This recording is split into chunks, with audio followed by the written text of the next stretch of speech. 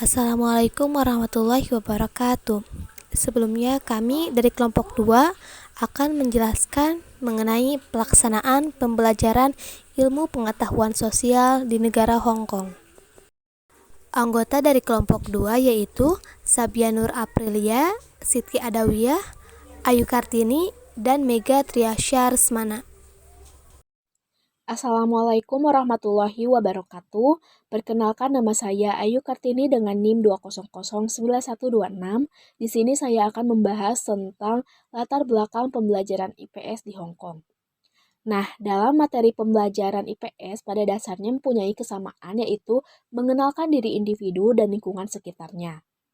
Perkembangan pendidikan sosial sadis atau IPS di Hong Kong dilatar belakangi yang pertama sebagai negara kota bekas jajahan dari koloni Inggris. Hong Kong pun pernah mengalami pergeseran identitas politik wilayah koloni menjadi kesatuan wilayah berdaulat yang berada di bawah pimpinan Republik Rakyat Cina atau RRC. Hal ini membawa akibat jika status Hong Kong sebagai daerah pemerintah khusus di dalam negara Republik Rakyat Cina yang dikenal sebagai One Country Two System. Yang kedua, ada perubahan identitas politik yang mempengaruhi sistem politik pada masa koloni Inggris. Hong Kong pun sangat kuat menanamkan arti penting dari prinsip-prinsip pemerintah demokrasi liberal Inggris. Nah, Hong Kong diserahkan kembali kepada Republik Rakyat Cina pada tanggal 1 Juli 1997. Sosial sadis atau yang lebih dikenal dengan IPS diajarkan di sekolah-sekolah Hong Kong pertama dimulai pada tahun 1950, kemudian pada tahun 1952 kajian sivik bersama geografi dan sejarah membentuk mata pelajaran baru yang disebut Social Studies di dalam kurikulum sekolah dasar. Kurikulum Social Studies di Hong Kong pun telah mengalami beberapa pergantian di antaranya pada tahun 1967 sampai 1980 dikenal dengan Social Studies Syllabus. Pada saat ini, Hong Kong masih berada di bawah koloni Inggris. Pada 1972 di dalam Social Studies dikenalkan kajian Government di tingkat sekolah menengah pertama yang membahas topik hubungan antara individu dan masyarakat sama halnya dengan peran warga negara di tingkat masyarakat lokal dan internasional. Nah, pada tahun 1997 diubah menjadi General Studies Syllabus. Nah, tujuan pendidikan IPS di tingkat sekolah dasar di Hong Kong ini ditujukan untuk mengembangkan pengetahuan dan keterampilan dasar siswa yang berguna untuk kehidupan sehari-harinya. Selanjutnya akan dipaparkan oleh rekan saya. Terima kasih. Selanjutnya, saya Sabianur Aprilia dengan NIM 2009018 akan melanjutkan presentasi mengenai materi atau cakupan pembelajaran di Hong Kong. Mata pelajaran IPS di Hong Kong disebut dengan mata pelajaran personal, Social and Humanities Education.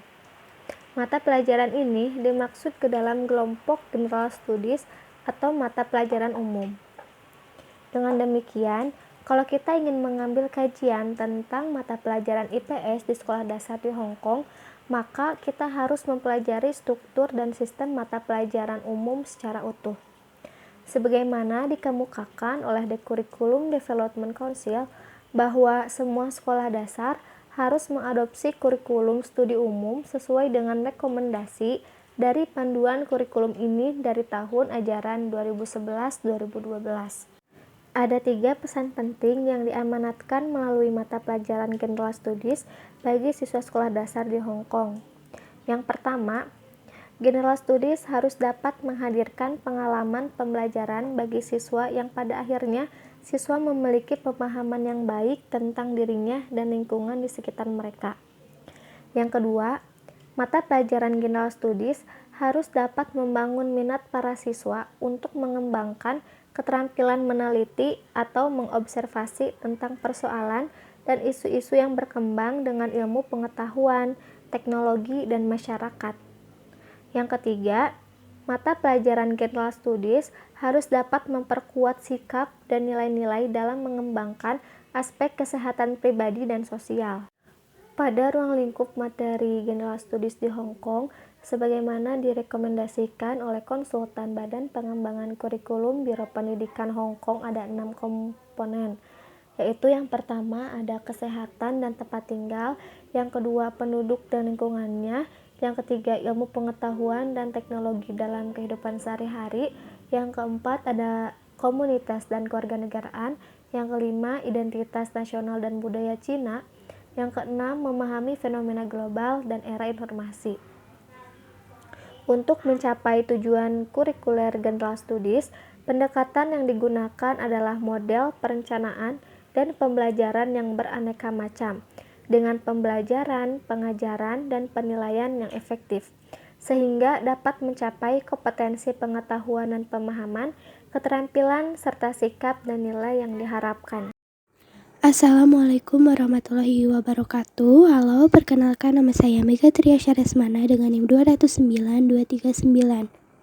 Di sini saya akan membahas tentang kurikulum dan pembelajaran di Hong Kong. Menurut Tammy Kwan, secara umum kurikulum di Hong Kong ini pasca tahun 1997 meliputi pelajaran sebagai berikut. Ada Chinese Language Education, English Language Education, Mathematics Education, Science Education, Technology Education, Personal, Social, and Humanity Education. Lalu pada tahun 1952, kajian civis bersama-sama geografi dan sejarah membentuk suatu mata pelajaran baru yang disebut dengan Social Studies di dalam kurikulum sekolah dasar. Nah, lalu kemudian di sini ada definisi dari civics itu sendiri. Civics didefinisikan oleh Stanley dan Elmer sebagai suatu studi yang nantinya berhubungan dengan tugas-tugas pemerintah dan hak kewajiban warga negara. Kaitannya dengan civic education dan lingkungan sekolah di Hong Kong ini pada pasca 1997 adalah pemerintahan Hong Kong semakin meningkatkan unsur-unsur kecinaan dalam kurikulum di sekolah. Sebagai suatu contoh penerapan adanya unsur-unsur kecinaan itu adanya sejarah dan budaya Cina yang dirancang sebagai unsur pokok pembelajaran yang nantinya diubah menjadi nama baru. Nama barunya ini adalah Personal, Social, and Humanity Education. Nah, selain itu, kegiatan ekstrakurikuler di sekolah juga dikaitkan dengan budaya Cina seperti orkestra, tarian Cina, dan kelas-kelas kungfu. Kurikulum Social Studies di Hong Kong ini telah mengalami beberapa pergantian nama, di antaranya pada tahun 1967 yang bernamakan Social Studies Syllabus, lalu kemudian berubah nama menjadi General Studies Syllabus pada tahun 1997. Menurut Joy Tin Yua Lo, kurikulum di Hong Kong ini demikian lebih menggunakan pendekatan cross-disciplinary karena Hong Kong General Study is more like a hot pack of moral education, sex education, environmental education, technology education, and health education. Sekian dari saya, materi selanjutnya akan dilanjutkan oleh rekan saya. Baik, sebelumnya perkenalkan nama saya Siti Adawiyah dengan NIM 2009045. Di sini saya akan menjelaskan mengenai pelaksanaan pembelajaran di Hong Kong. Sekolah dasar di Hong Kong umumnya dimulai sekitar usia 6 tahun. Terdapat 3 jenis teknis di sekolah dasar, di antaranya adalah sekolah satu harian, sekolah pagi, dan sekolah siang. Ada teknis penempatan siswa di Hong Kong. Pertama, semua anak harus memenuhi syarat dan ketentuan berlaku. Setelah itu, anak mengajukan permohonan.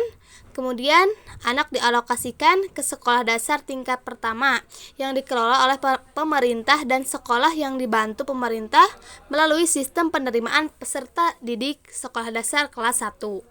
Pada umumnya, sekolah dasar di Hong Kong menggunakan bahasa pengantar, yaitu Tionghoa. Dan bahasa Inggris adalah bahasa kedua yang diajarkan dalam pendidikan. Kajian yang amat menarik di Hong Kong adalah perkembangan pendidikan Social Studies. Mengapa demikian? Karena Hong Kong merupakan bekas jajahan Inggris.